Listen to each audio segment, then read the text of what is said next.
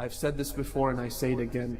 Fatima az-Zahra was the victim of a systematic, state-sponsored attempt to eliminate the name of Islam.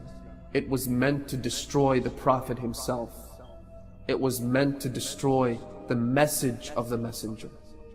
She died, but her death was never in vain, because through her death we now know the truth. It was through the death of Fatima, the tragic martyrdom of Fatima, that we have now exposed the sinister, evil nature of the people who perpetrated those acts and murdered her along with her unborn fetus. It is through her death that we know what happened, and that we can now make a clear distinction between truth and falsehood.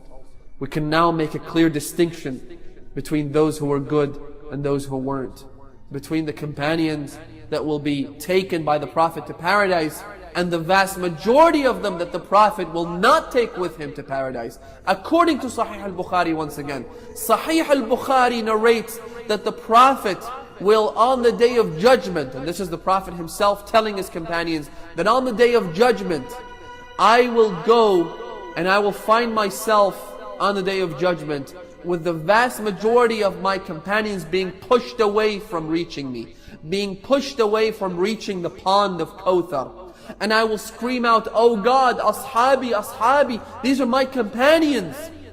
Then God will tell His Messenger, إِنَّكَ لَا تَدْرِي مَا أَحْدَثُوا بَعْدَكَ. You do not know what they did after you. And so the vast majority of these so-called righteous companions will end up going into the fires of hell, into the inferno, to burn for all eternity for the things that they did after the death of the Prophet, according to Sahih al-Bukhari, according to Sunni narrations.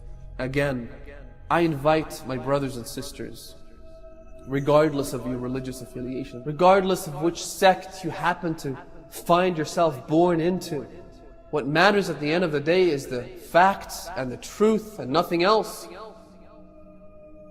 And to embrace the truth, you have to shed a lot. Perhaps you would have to shed a lot of what you've been told, what you thought was true.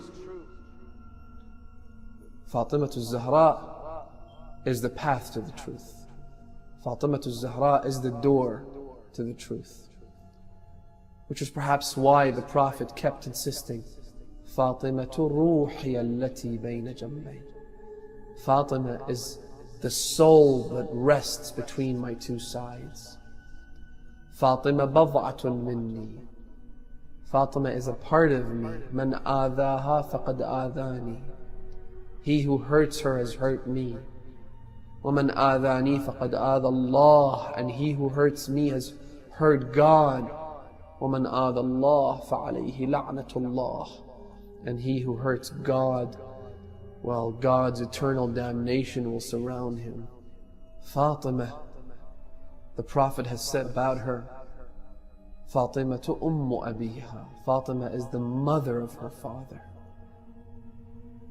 The Prophet couldn't have said it better. He couldn't have put it more eloquently. He could not have expressed the great status of Fatima better than what he did in this statement. Fatima is the mother of her father. If there are people that are considered mothers of the believers, if some wives of the Prophet they choose to abuse the title of the mothers of believers and wage wars and spill blood and kill the innocent, if this title grants you honor and prestige and privileges, well, I have a title for you. Fatima is not just the mother of believers, she is the mother of the master of believers. She is the mother of the prophet of believers. She is the mother of the messenger of believers. She is the mother of her father.